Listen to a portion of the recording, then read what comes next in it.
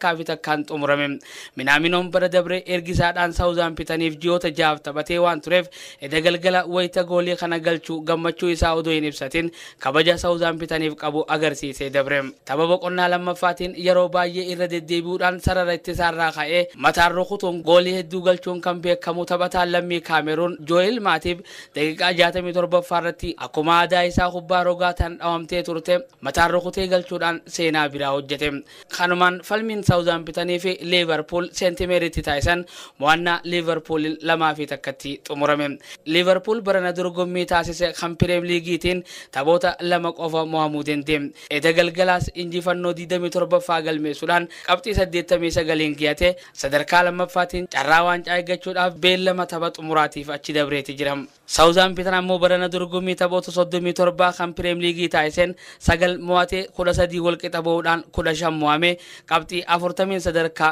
15ffaa irra taa'uudhaan edda galgala kan Liverpool wajji falmii kana taasise Southamptoniif qabxiin edda galgalaa kun yoo mo'atellee kan sadarkaa isaa jijjiiruu ta'uu baatullee kabajuma taphaatii fi deeggartoota isaa fuulduratti mo'achuu waan barbaadeef dhiibbaa garagaraa taasisullee Liverpool mo'achuu hin dandeenye kanaanis Liverpool kan Premier Leagueedha Manchester Citydha wajjin dorgommii waancaatif taasisaa jiruu fi tapha guddaa falmii waancaa Champions League kan fuuldura isaa Real Madrid wajji qabu kaayyoo keessa galchuudhaan taphattoota ciccimoo fi